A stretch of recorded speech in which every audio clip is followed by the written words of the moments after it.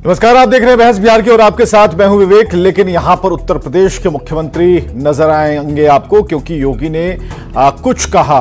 उपचुनाव होने वाले हैं उत्तर प्रदेश में, लेकिन जो उन्होंने कहा पूरे देश में हवा ही बदल गई है और अलग अलग तरीके से इसके मायने समझाए जा रहे हैं। बीजेपी ने अपना फोकस बता दिया है, विपक्ष उसे अपने तरीके से उसे समझाने की कोशिश कर रहे हैं। योगी समझा रहे हैं कि डरा रहे हैं। उत्तर प्रदेश में उपचुनाव का मंच था, लेकिन पूरे भारत में हिंदुओं के दिल में यह बात उतर गई। जातीय गणना की बात कहने वाले राहुल गांधी से जेडीयू के ललन सिंह भी पूछ रहे हैं कि जातीय गणना पर तब राहुल गांधी चुप क्यों थे जब इंडी गठबंधन की बैठक में इस आवाज को उठाया गया था। हालांकि कांग्रेस इसे बांटना कम, बराबरी ज्यादा बता रही है।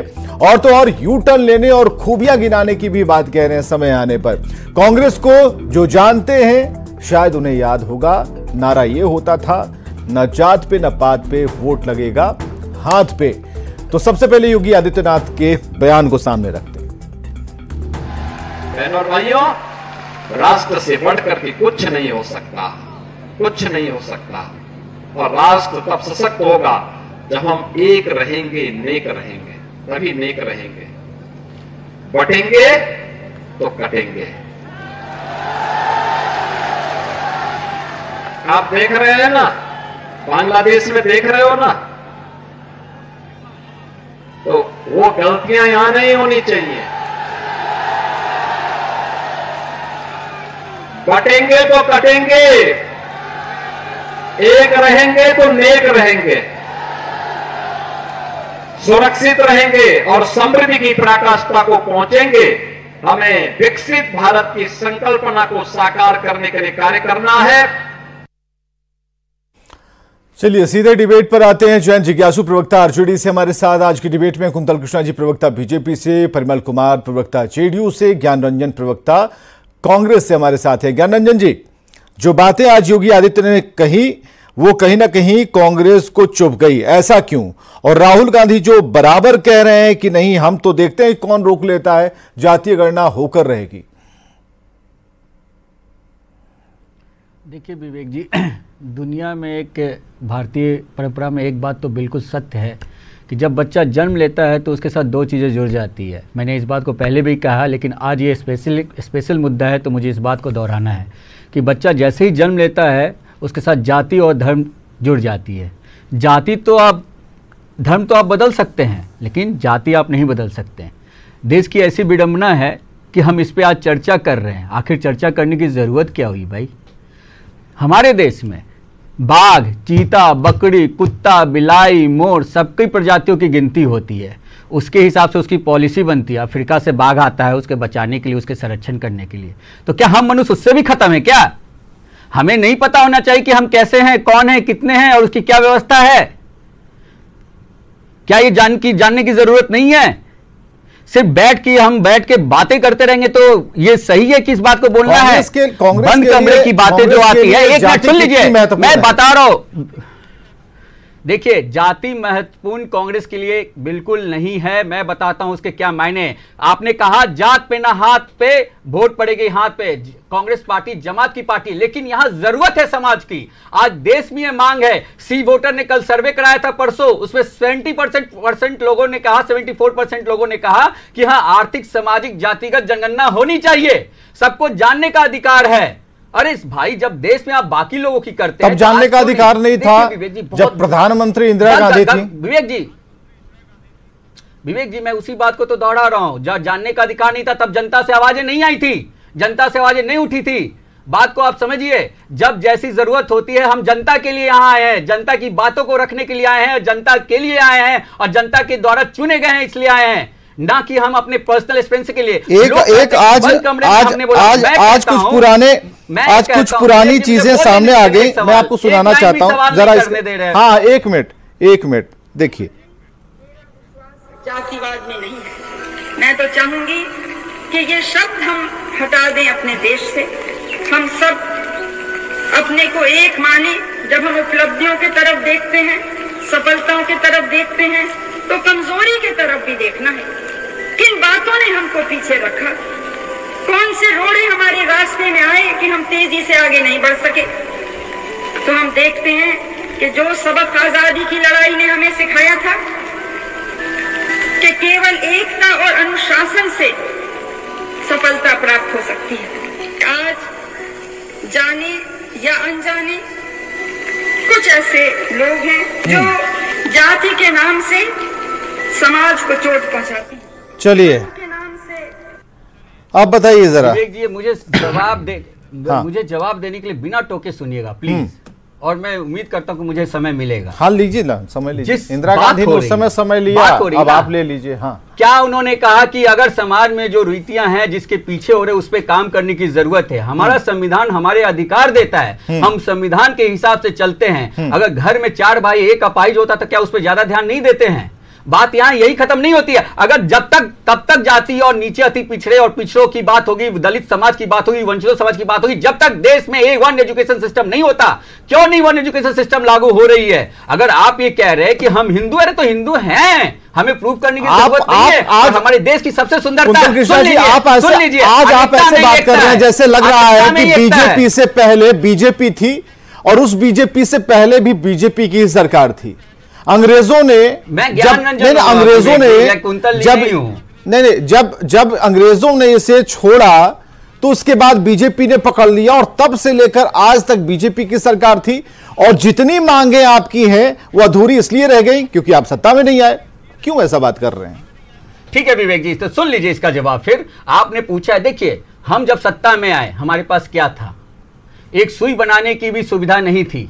देश की जो जरूरतें थी, हमारे देश के जो तत्कालीन जो प्रधानमंत्री थे, जो चाचा नेहरू, वो थे। उन्होंने समाज को जोड़ा, एक एक पैसे से डीआरडीओ, एम्स जैसे संस्थाएं लाए। जो जरूरत थी 1965 तक आप देखो, बिहार स्वर्णिम काल था बिहार के लिए। पंचवर्षीय योजना के तहत कितनी इंडस्ट्रीज आई बिहार में मिली। बात यहां ये आती है विवेक जी कि अगर आपकी जरूरत क्या है, जनता की जरूरत क्या है, देश की जरूरत क्या है। हम राजनीतिक में है, सामाजिक जीवन में हमारा फर्ज बनता है कि जनता के लिए और जनता के लिए उठे। क्यों नहीं आप डिबेट कराते वन एजुकेशन सिस्टम पे भाई? क्यों भाई? इसीलिए तो हमने कहा कि आप तो ऐसे रिएक्ट कर रहे हैं जैसे आपको कभी मौका ही नहीं मिला, कभी आपकी सरकार ही नहीं थी। नहीं तो मैं तो सारी बात को बोल रहा हूं। मैंने कब बोला कि मौका नहीं मिला? मैंने बोला कि देश की जनता की जो आवाजें थी उस समय जरूरत थी हमें अपने पैरों पे खड़ा होना। एक बच्चा भी ज्यादा जरूरत होगी, 9 महीने लगता है। तो आप काम कर रहे थे। जरूरत कैसे? नहीं, आपकी सोच है, आपकी ये सोच है। अब आप हमें जनता की लिस्ट से भी गायब कर देंगे। अब आप हमें जनता वाली लिस्ट से भी गायब कर देंगे। हम तो जनता है नहीं। ये देखिए विवेक जी, आप बहुत समझदार व्यक्ति, आप इस तरह से अगर बात कीजिएगा। मैं कहता हूं कि बगल में बना था ना, क्या हाल है?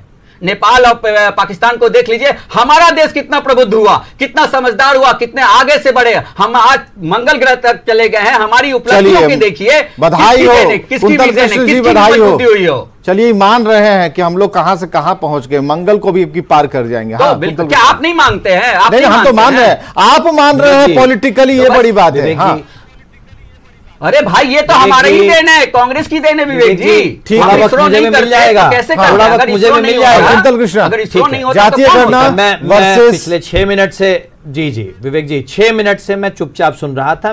मैं उम्मीद करता हूं कि 10-20 सेकंड मेरी बात भी सुनी जाए। आपने अपने इस डिबेट में सबसे पहले माननीय योगीनाथ जी का एक वर्जन दिखाया, आज उनका एक बयान दिखाया जिसमें उन्होंने कहा कि हमारे लिए राष्ट्र सबसे ऊपर है और राष्ट्र की मजबूती के लिए जरूरी है कि हम एक रहें, नेक रहें।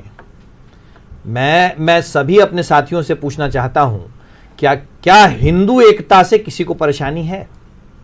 परेशानी हो सकती है सिर्फ उन लोगों को जिनकी पूरी की पूरी राजनीति अल्पसंख्यक तुष्टीकरण पे बेस्ड है। योगी आदित्यनाथ जी, अगर हम मान के चले, वैसे तो योगी आदित्यनाथ जी राष्ट्र की बात करते हैं और राष्ट्र में हर व्यक्ति आता है, हर समाज आता है। और योगी आदित्यनाथ जी ने एक बात कही, हम एक रहेंगे, नेक रहेंगे, बटेंगे तो कटेंगे। भाई अगर आप वेदों की भी बात करें तो स्पष्ट रूप से कहा गया है, संघे शक्ति कलियुगे। अगर हमारे विपक्षी दल माननीय मुख्यमंत्री उत्तर प्रदेश की बात को सिर्फ और सिर्फ हिंदू समाज के लिए भी देखते हैं तो मैं जानना चाहता हूं कि किस राजनीतिक दल को हिंदुओं की एकता से परेशानी है? किस राजनीतिक दल को या किस राजनीतिक विचार को इस कलयुग में हिंदुओं की एकता से परेशानी है? हिंदू क्यों नहीं एक रहे? क्यों नहीं हिंदू एक रहे? साहब मेरी बात समझ में नहीं आता है कि कांग्रेस और कांग्रेस के साथी किस बात पे आ जाते हैं। क्या इस देश में रहने वाले हिंदुओं को एक रहने का अधिकार नहीं है? क्या इस देश में रहने वाले या विश्व में रहने वाले हिंदुओं को अपनी रक्षा करने का अधिकार नहीं है? हम सब इस बात को जानते हैं। ये एक प्रूवन फैक्ट है। हाँ। आप जब एक रहते हैं तो आप अपने आप को ज्यादा सुरक्षित महसूस करते हैं। अब जब आप एक रहते हैं तो आप ज्यादा तेजी से बढ़ते हैं। आप जब एक रहते हैं तो आप अपने एनवायरमेंट को ज्यादा बेहतर करते हैं। योगी आदित्यनाथ का पूरा बयान मैं तो विवेक जी मैं तो विवेक जी ये बात पूछ रहा हूं। मैं तो विवेक जी ये बात पूछ रहा हूं कि अगर योगी आदित्यनाथ जी ने कहा कि हम एक रहें नेक रहें, अगर उनकी बात पूरे समाज के लिए है तो क्या गलत है? और अगर मैं मान के चलता हूं, देखिए विवेक जी, मैं बड़ा स्पष्ट व्यक्ति हूं। मैं बड़ा स्पष्ट व्यक्ति हूं। मैं आपके डिबेट का वक्त नहीं बर्बाद करूंगा। अरे किस बात के लिए माफी मांगू भाई? मैं तो कह रहा हूं कि मान लिया मैं ये बात कहता हूं कि संघीय शक्ति कलयुग है। मैं ये बात कहता हूं कि इस देश के, इस विश्व के हिंदुओं को एक रहना चाहिए। क्या गलत है भाई? मैं ये बात कहता हूं, 30 सेकंड मुझे मिला। मैं ये बात कहता हूं कि इस विश्व के हिंदुओं को एक रहना चाहिए, बाकी सब लोग भी एक रहें, बाकी सब लोग हमारे साथ रहें। क्या परेशानी है? मैं कहता हूं, ठीक है, क्या दिक्कत है इसमें? आप लंबी लंबी बातें करने लग जाते हैं। हाँ, देखिए विवेक जी, बहुत सुंदर सी एक बात है, एकता में अनेकता, बचपन से पढ़ते आए हैं, राइट? अनेकता हो, यूनिटी इन डाइवर्सिटी। हमारी इंडिया की एक कल्चर है ना, हमारा बहुत अच्छा है। शुरुआती वर्ड है एकता। अरे भाई सुन लीजिए। नहीं, आप गलत आप ले जा रहे हैं। अरे भाई आपने बोला, आपने अभी घड़ी देख के जो टाइम बताया, मैंने शांति से सुना। देखिए इनकी कली खुल गई, अब ये डाइवर्ट करेंगे। ये बीजेपी का कोर एजेंडा होता है, जब ये फंस जाते हैं तो ये डाइवर्ट करते हैं, फंस गए, हमें जो बोलने नहीं देंगे। ये दाग क्यों लगवा रहे हैं अपने आप? कृष्णा भाई एक मिनट रुकिएगा, ये नहीं कि भाई गड़बड़ाने लगते हैं तो बोलने लगते हैं। रुक जाइए। हाँ, ज्ञान रंजन बोलिए अपनी बात, 30 सेकंड में बोलिए आप, आगे बढ़ना है। सी बात है, मैं अरे और कम में बोल दूंगा। हाँ। मैं ये सिंपल सी बात बोलता हूँ, अरे देश तो सभी से ना बना है। हाँ, जिस राजनीति की तरफ हम ले जा रहे हैं, राजनीति से पहले हम आते हैं, राजनीतिक में जो भी आदमी होता है उसको कहते हैं सामाजिक जीवन में आना। और सामाजिक जीवन में जो व्यक्ति आती है तो हर व्यक्ति की एक रिस्पॉन्सिबिलिटी होती है कि अपने आसपास लोगों को, चाहे कहीं भी हो, कैसे भी लोग हो, उसे संभालने की। दूसरी सबसे बड़ी बात, ठीक है, मैं ये मानता हूं और मेरी कांग्रेस पार्टी मानती है कि सभी को साथ लेके चलना है। और यही कारण है कि आज देश की जो उठी आवाज है, 74% लोगों की आवाज हमारे देश के नेता राहुल गांधी की उनकी पैरवी कर रहे हैं, उन्हीं की आवाज को दोहरा रहे हैं। और मैं फिर से बोलूंगा कि आर्थिक, सामाजिक, जातिगत जनगणना देश की जरूरत है। जब हम कुत्ता, बिलाई, बाघ का कर सकते हैं तो मनुष्यों का क्यों नहीं भाई? इससे कहां से दर्द हो रहा है? क्या जातिगत जनगणना करने, एक जातिगत जनगणना का मतलब थोड़ी होता कि हम जाति में बांट दिए, ये होता है क्या? आप जिस चश्मा से देखना चाहते हैं उस चश्मा से देख रहे हैं आप। ठीक है, आप स्वस्थ हैं, आपको भी चश्मा नहीं लगा है। परिमल कुमार प्रवक्ता जेडीयू से, एक मिनट। अरे चश्मा लगा हुआ है, बोलने दे। परिमल कुमार प्रवक्ता जेडीयू से, मतलब अरे आप ही के साथी डबल इंजन वाले हैं, उनको मना कीजिए कि दूसरे इंजन को बोलने नहीं दे रहे हैं। हाँ, परिमल कुमार और बतलाएंगे। हाँ विवेक जी, हाँ देखिए अभी जो स्टेटमेंट आया, मैं आपको बतला दूं कि राहुल गांधी बार बार राजनीतिक रूप से पॉलिटिकल गेन के लिए जो अपरिपक्व बयान देते हैं तो बैक फायरिंग होता है और इससे प्रूफ होता है, वो सर्टिफाई करते हैं, है ना। यही कारण है कि उन्हें राष्ट्रीय रूप से, राजनीतिक रूप से पप्पू कहा जाता है। विजन तो है नहीं, कुछ भी बोल दें, झूठ बयानी। फिर मैं आपको बतला दूं, निश्चित रूप से देश मैं आपको बताऊं, देखिए आपको कौन क्या कह रहा है इसके लिए डिबेट। देखिए ऐसा कर कीजिए, नहीं मैं सर्टिफाई भी करता हूं। देखिए ये अभी जाति आधारित जनगणना की मांग करते हैं विवेक जी, सुनिए नहीं मुझे बोलने दें। देखिए विवेक जी, सब प्रॉब्लम है आप में, आप बोलने का समय ही नहीं देते हैं। राहुल गांधी ने मोदी डिबेट तो उसी पर है ना विवेक जी। राहुल गांधी ने जो स्टेटमेंट दिया, आप जिस नाम को लेकर टिप्पणी कर रहे हैं, जान लीजिए पूरे भारत में उस नाम के बहुत करोड़ों अरबों लोग हैं, ठीक है। अब सब लोग उम्मीद ठीक है, लेकिन अपरिपक्व बयान दे से भ्रम की स्थिति उत्पन्न होती है कि नहीं? आपको मैं बतलाऊं कि जब हम इंडिया गठबंधन में थे उस समय हमारे आदरणीय नेता नीतीश कुमार ने उनका ऑब्जेक्टिव जो जिस तरह बिहार में जो कास्ट बेस्ड सर्वे हुआ, ऑब्जेक्टिव पॉलिटिकल गेन नहीं था, ऑब्जेक्टिव था सामाजिक न्याय की स्थापना करना, समाज के निचले तबके पर जो निचले पायदान पर जो लोग हैं उनके उत्थान को सुनिश्चित कॉन्स्टिट्यूशन का एवोर्ड ऑब्जेक्टिव है निश्चित रूप से, और हमारे नेता ने करके दिखलाया। आप निश्चित रूप से, और हम लोग तो उस समय भी बोल रहे थे, और आपको बतला दें हम लोग या हमारे नेता का नहीं बदलता जनहित में नहीं वो मैं एनडीए का प्रवक्ता नहीं हूं, मैं जेडीयू का प्रवक्ता हूं। जेडीयू के कैसे हमारे देखिए नहीं हम अपने पार्टी का जो स्टैंड है उसको क्लियर करते हैं। जब हम इंडी गठबंधन में थे और मुंबई में इंडी गठबंधन लेटेस्ट कंप्लीट, ठीक है नहीं ठीक है, योगी आदित्यनाथ ने जो कहा बटेंगे तो कटेंगे, एक रहेंगे तो नेक रहेंगे, क्या जेडीयू से कैसे देख रही है? प्रयास नहीं करें। जो राहुल गांधी ने कहा, पहले मैं उस पर जवाब दूं आपको, पहले मुझे योगी आदित्यनाथ वाला जवाब चाहिए। होके रहेंगे तो नहीं दोनों जवाब देता हूं। पहले मैं राहुल गांधी के स्टेटमेंट का जवाब दूं।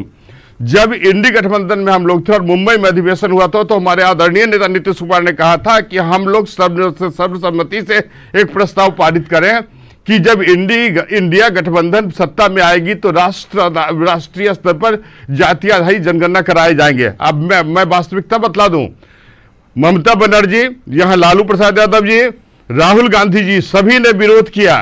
तो हम लोग समझ रहे हैं कि ये इनमें तो जिस समय लोकतंत्र के मजबूत करने की बात होती है, ये नया वाला चैप्टर जो योगी आदित्यनाथ का बयान है, लालू जी उसे कैसे राइट। और दूसरी बात कि जब अभी ज्ञान रंजन जी ने ज्ञान रंजन को छोड़ दिया, ज्ञान रंजन जी ज्ञान रंजन जी को छोड़ दीजिए, राहुल गांधी के बारे में पूछ रहे हैं 2011 में देखिए अभी जो योगी आदित्यनाथ ने कहा परिमल क्या कह रहे हैं देखिए निश्चित मैं जवाब देता हूं कि पहले आप सुने कि इन लोगों ने कहा कि जो कहानी मत सुनाइए मुझे, 2011 में जाना है नहीं उसको नहीं कहा, ये रियलिटी है। 2011 में एक लाइन में ये बात हो सकती है कि हमने इस प्रस्ताव को रखा, सामने वाले लोग मानने को तैयार नहीं थे। योगी आदित्यनाथ के बयान को जेडीयू कैसे देख रही है? सिंह जी ने प्रणब मुखर्जी के नेतृत्व में कमेटी का, यही दिक्कत है, बहुत बड़ी दिक्कत है। आपसे एक लाइन वाला उत्तर पूछ रहे हैं, आप यहाँ पूरा दीर्घ उत्तरीय का ले। अरे सुनिए भाई, मैं कह रहा हूँ कि योगी आदित्यनाथ के बयान पर जेडीयू का स्टैंड क्या है? ऑब्जेक्टिव आंसर नहीं हो सकता। जेडीयू का स्टैंड क्या है? इस तरह के सामाजिक जेडीयू का स्टैंड क्या है योगी आदित्यनाथ के बयान पर? कर दिखलाया जेडीयू ने कास्ट बेस्ड सेंसस करके, जैन जिज्ञासु के पास आते हैं। जैन जिज्ञासु जी माफ कीजिएगा, देखिए कभी कभी ऐसा हो जाता है, सभी हमें लगता है कि सभी लोग समझदार हैं, हमारी बात को सुनेंगे, लेकिन यहाँ पर वो चीजें रिफ्लेक्ट कर जाती है अलग तरीके से। जो योगी आदित्यनाथ ने बयान दिया, देखिए अभी अब शांत हो गए। योगी आदित्यनाथ के बयान पर सीधे तौर पर जेडीयू कुछ नहीं कहना चाहती, उसमें हाथ नहीं डालना चाहती, ये क्लियर है। देखिए आप कुछ मत बोलिए, एक शब्द मत बोलिए परिमल जी, एकदम नहीं बोलना। जब आपसे मैं पूछ रहा तो आपने बोला नहीं। आइए जैन जिज्ञासु जी अपनी बात रखिए, जैन जिज्ञासु जी अपनी बात रखिए, छोड़िए। देखिए उत्तर प्रदेश के मुख्यमंत्री ने जो वक्तव्य दिया है उसको हम बहुत गौर से अगर देखें तो साफ साफ वो कटने बटने की बात कर रहे हैं, और एकता इन दोनों चीजों की बुनियाद पर कायम नहीं हो सकती। अभी भाजपा के प्रवक्ता साथी ने वेद का हवाला दिया, उसी में संगच्छत्वम संवदत्वम भी है, साथ साथ चलने की बात है। किसी रचनात्मक काम के लिए एक सुर की बात है, हमारा तुम्हारा सुर मिले तो कोई बात बने। उसी में यह भी एक अयम निजः परो वेति गणना लघु चेत साम उदार चरिता नाम तु वसुधैव कुटुंबकम। किसी भी सूबे या राष्ट्र के प्रमुख को यह मेरा वह तुम्हारा इस तरह की संकीर्ण बातों से बचना चाहिए, क्योंकि आप किसी एक जात जमात के नहीं, संपूर्ण सूबे के मुखिया हैं। दूसरा कि जो राष्ट्रीय गौरव की बात हो रही है, राष्ट्रीय उत्कर्ष की बात हो रही है, वो कोई वैक्यूम में नहीं बनता, उसके लिए इंसानियत सबसे जरूरी मूल्य है। आपके ऊपर जो एक इल्जाम लग रहा है जैन जिज्ञासु, हम आपसे जानना चाहेंगे, छोटा सा इंटरप्ट कर रहा हूं आपको। ये लोग बराबर कह रहे हैं, ये कहा जा रहा है कि उस फोरम पर, जब इंडी गठबंधन के हर फोरम पर कहा जा रहा था, इस बात को रखा जा रहा था कि देश स्तर पर भी हम ये करवाएंगे, तब आप लोग कुछ नहीं कहे, राहुल गांधी ने चुप्पी साध ली। अब राहुल गांधी कुछ बोल रहे हैं या फिर जो आवाजें आ रही हैं इंडी गठबंधन की तरफ से, उस पर सवाल पैदा हो रहा है, इसका जवाब क्या है? मेरा इस पर सीधा जवाब होगा, और जो लोग ये कह रहे हैं उनको कोई लूर अकील नहीं है, उनको लालू प्रसाद जी की वैचारिक यात्रा की जरा भी समझ नहीं है। हम लोग गधाओं से प्रेरणा लेने वाले लोग नहीं हैं। हमारे पास लोहिया, अंबेडकर, फूले, साहू जी महाराज, पेरियार, जेपी, कर्पूरी, इन सब की, एसएम जोशी, मधु दंडवते की विरासत है। और लालू प्रसाद जी से लेकर तेजस्वी जी, एक निरंतरता में हम लोगों ने लगातार इसकी मांग उठाई। मैं 1931 के बाद की सरकारों का जिक्र नहीं कर रहा हूं, मैं ये कह रहा हूं कि लालू प्रसाद जी जब पहली बार सांसद बने तब भी जनता पार्टी की सरकार में चरण सिंह जी ने 81 की जनगणना करानी चाहिए जाती बात। जब वो दूसरी बार सांसद बने 89 में, वीपी सिंह जी के समय में भी हमने करानी चाहिए 91 की, हमारी सरकार चली गई थी। 96 में जब खुद लालू प्रसाद जी राष्ट्रीय अध्यक्ष थे तब भी देवेगौड़ा जी के समय में यह निर्णय हुआ 2001 की जनगणना। अब एक मिनट के लिए छोड़ेंगे, कुंतल कृष्ण के पास आते हैं। एक मिनट, जैन जिज्ञासु एक सवाल कुंतल कृष्ण अभी नहीं लाइए, कुंतल कृष्ण एक सवाल शायद पूछ दें आपसे, बनाया लालू प्रसाद मैं पूछूंगा तो फिर आपको लगेगा नहीं, तो कुंतल कृष्ण फिर कर्नाटक वाला ले आएंगे, वहां करवा के क्या किया, अभी तक उसका रिजल्ट क्या हुआ? चलाइए कुंतल कृष्ण। महत्वपूर्ण बात, एक महत्वपूर्ण बात मैं फिर कह रहा हूं, माननीय योगी जी ने जो बात कही है वो एक तथ्यात्मक सत्य है, वो एक ऐतिहासिक वास्तविकता है। एक तथ्य मैं बता देता हूं, आज से मात्र 80 वर्ष पहले बांग्लादेश में उतने ही प्रतिशत एसटी, एससी, ओबीसी थे जितना प्रतिशत आज बंगाल में हिंदू है। प्रधानमंत्री की क्या हुआ उनका? क्या हुआ? चलिए